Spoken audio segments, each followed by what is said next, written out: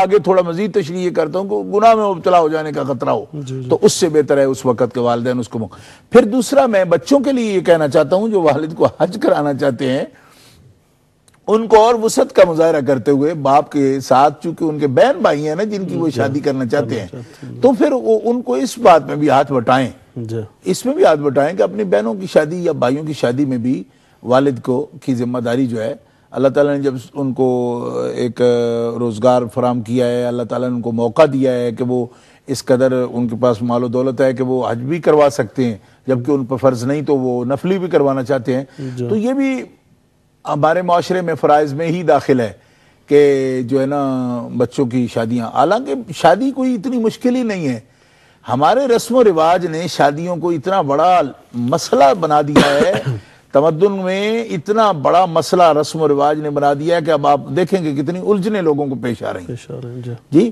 اور یہ بات کوئی اسلامی نہیں ہے، جہیز کی صورت میں اتنا بڑا کھانے یہ وہ سب چیزیں یہ ہماری اپنی وضع کردہ ہیں، اور جو جھوٹی عزت ہم بناتے ہیں کہ اس نے یہ کیا ہے تو میں اس سے بڑھ کر نہ کروں تو میری تو ناک کٹتی ہے، اس چیز نے ہمارے معاشرے کو اس ساری مصیبت میں مبتلا کر رکھا ہے کہ لوگ کعبے جانے کو تیار نہیں ہیں اور مسجد نبوی جانے کو تیار نہیں ہے، آفر بھی ہو رہی ہے تو کہتے ہیں جناب میں تو یہ کروں گا، اور وہ کرنا کتنا مشکل ہے، جتنی انسان کے پاس گنجائش ہے اس کے مطابق اگر کرنا چاہے تو بتائیے شادیاں کیا مسئلہ ہے؟ صحیح بات جی بہت شکریہ۔ ہمارے ساتھ اکبر علی صاحب ہیں لندن سے، السلام علیکم۔ سوری کال لگتا ہے ڈراپ ہو گئی ہے جی۔ اکبر علی صاحب آپ دوبارہ تشریف لے آئیں، انشاءاللہ تعالیٰ پھر آپ سے بات ہو جائے گی۔ تو جی حضرت اس کی آپ نے وضاحت فرما دی ہے۔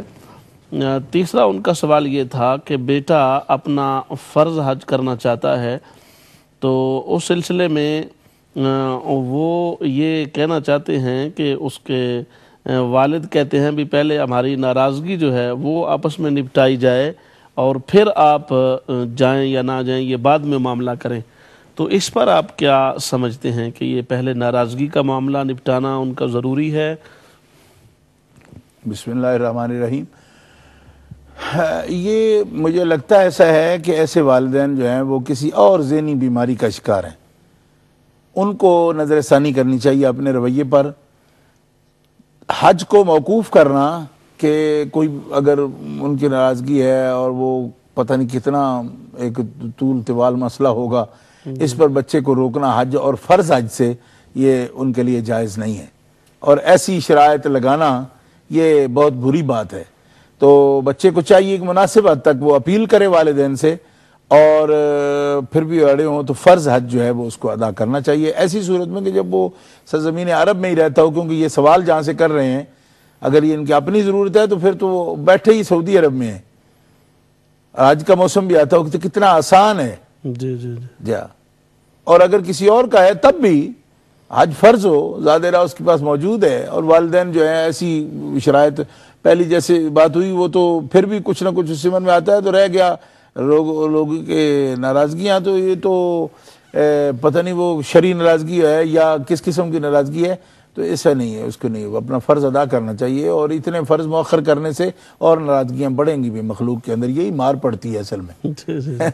اللہ تعالیٰ کو راضی کرنے سے مخلوق انشاءاللہ راضی ہوگی انشاءاللہ۔ بہت شکریہ۔ ہمارے ساتھ غلام محمد صاحب ہیں ڈیوزبری سے، السلام علیکم۔ وعلیکم السلام، کہیے جناب کیسے ہیں حضرت؟ جی کیسے ہیں حضرت؟ ٹھیک ٹھاک الحمدللہ۔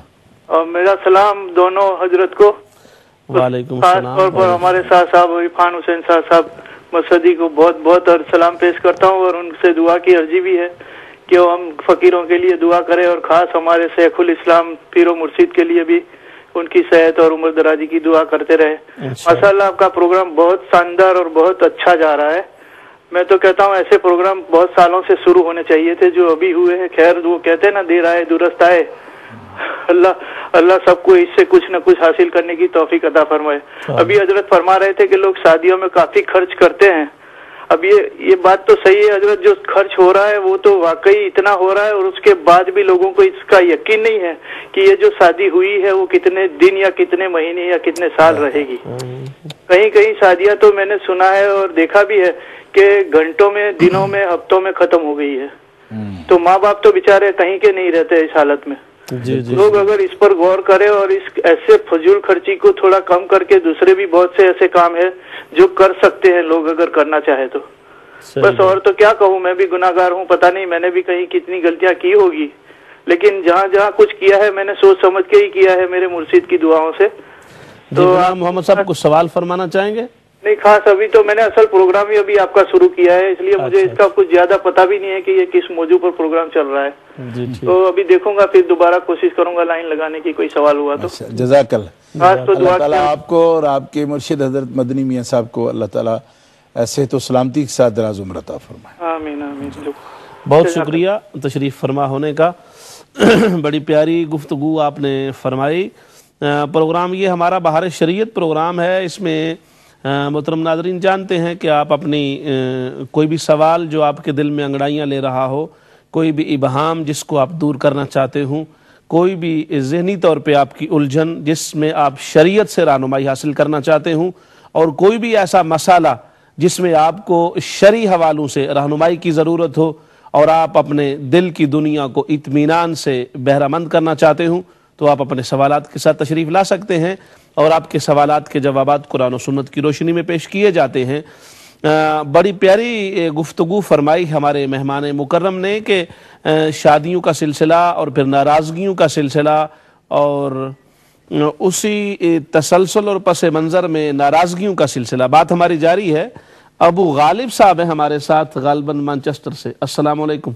वालेकुम सलाम। मैं आपका प्रोग्राम देख रहा हूँ जी। तो मेरे दो सवाल हैं। एक मैंने पहले भी एक दो जगह सवाल ये किया टीवी पे जी जी। एक दफा शिया आलम साहब को भी, लेकिन कोई मेरे जवाब ना मिल सका, तो मैंने मुनासिब समझा कि मैं आपसे करूं।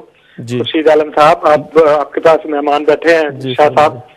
सवाल ये है कि कुरान मजीद जब हम पढ़ते हैं जी, तो इसमें जो इमामत का तस्वर है, जैसे शियों में है कि इमाम पर ईमान लाना जरूरी है, कुरान मजीद में सिवाय इन नबियों और रसूलों की इमामत के और किसी इमामत का जिक्र नहीं है जिस पर ईमान लाने का जिक्र हो। क्या मैं सही हूँ इस बारे में? एक ये मेरा सवाल है कि कुरान मजीद में और हादीस मुबारक में जो जैसे अल्लाह ताला कहता है ईमान लाओ अल्लाह पर, अल्लाह के नबियों पर, अल्लाह के फरिश्तों पर, इमामत का जिक्र नहीं है। अगर शियों की इमामत नबुव्वत से भी अफजल है तो उसका भी जिक्र होना चाहिए, लेकिन कुरान मजीद में सिर्फ नबियों और रसूलों को इमाम कहा गया है और उन्हीं पर ईमान लाने का जिक्र है। तो इससे ये भी मुझे मेरा सवाल है कि जो इमाम महदी होंगे अगर वो नबी और रसूल नहीं है तो फिर तो उन पर भी ईमान लाना जायज नहीं है, क्योंकि कुरान में तो इसका जिक्र नहीं है। ये मेरा सवाल है, तो इस पर अगर कुछ थोड़ी सी शाह साहब रोशनी डालें तो बहुत बहुत शुक्रिया। जी ठीक, बहुत शुक्रिया अबू गालिब साहब तशरीफ़ फरमा होने का। इंशाअल्लाह ताला ज़रूर आपके सवाल पर बात होगी, ज़रूर रोशनी भी पड़ेगी और आपको बड़ा मबसूत जवाब मुयस्सर आएगा इंशाअल्लाह ताला, रोशनियों से भरपूर। हमारे साथ रहिएगा। नाज़रीन गिरामी, एक ब्रेक का वक्त फिर हो गया है, हमारे साथ रहिएगा, दोबारा आपके पास आते हैं।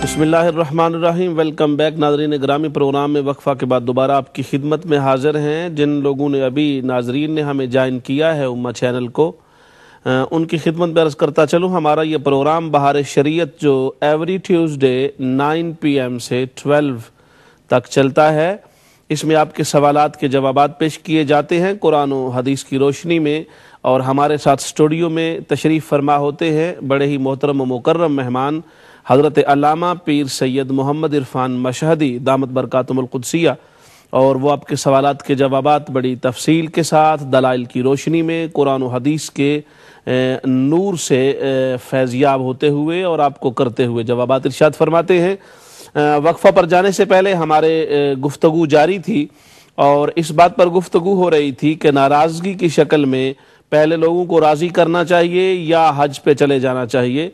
लोगों को राज़ी करना अच्छी बात है और उसमें फ़लसफ़ा ये है कि जब आप हज शरीफ पे जाएं तो चूँकि वादा ये है कि जो भी हज शरीफ करेगा उसके अल्लाह तबारक व तआला पहले तमाम गुनाह माफ़ कर देगा, और उससे ये तवक्को है और शरीयत की रोशनी और निगाह में भी उस शख्स को हज शरीफ से वापस पलटने पर اپنے رویے میں، اپنے شیڈول میں، نظام میں اور اپنے تمام طریقہ کار میں اس انداز سے تبدیلی لانی چاہیے کہ اگر اس کے اعمال صالحہ میں پہلے رغبت میں کمی تھی تو اس رغبت کے کمی کو ختم کر کے مزید رغبت کو بڑھانا چاہیے، مساجد سے رابطہ مضبوط کرنا چاہیے، دین اور علماء دین سے رابطہ مستحکم کرنا چاہیے، اور اس کو ان معاملات میں جھگڑا، دنگا فساد، ناراضگیاں، نفس کی خواہشات پر چلنے کی بجائے پھر جس مولا کی بارگاہ سے وہ گناہ بخشوا کے آیا ہے پھر اس پر امید بھی رکھے اور اعمال بھی اسی کے مطابق درست کرے، مگر رسمی طور پہ کارروائی پوری کرنا، معذرت کر کے چلے جانا اور پھر وہ دل کی گھنڈی اسی طرح دل میں رکھ کے واپس آ جانا یہ مناسب نہیں ہے۔ جب کسی کو راضی کیا ہے تو پھر پکے طریقے سے آنے کے بعد بھی پھر اس بات کو دل سے نکال دیں، اور یقیناً مخلوق خدا کو خوش کرنا اور اللہ کے بندوں کے ساتھ اچھا طریقہ اپنانا یہ بہت ہی بڑی اللہ پاک کی بارگاہ میں مقبول عمل بھی ہے اور بڑی اچھی کوشش بھی ہے۔ اور وہ کسی نے بڑا اچھا کہا تھا، تو اس توبہ تو بھی کر توبہ جیڑی روز دی کر کے بھن چھڑنا ہے۔ گویا حضرت نے اس پر بڑا تفصیل سے آپ کو جواب دیا۔ اللہ کے گھر کی زیارت کرنا، حضور سرور کائنات صلی اللہ علیہ وسلم کی بارگاہ میں آپ کی قبر مبارک کے پاس جانا اور حضور سے فیضیاب ہونا یہ بہت بڑا شرف ہے۔ اللہ تبارک و تعالی جن کو نہیں مل سکا ان کو بھی عطا فرمائے۔ ہم اگلے سوال کی طرف بڑھتے ہیں، اور اگلا ہمارا سوال محترم ثاقب صاحب نے مانچسٹر سے کیا، اور ان کا حضرت کہنا یہ تھا کہ یہ جو مختلف ٹائٹلز استعمال کیے جاتے ہیں بطور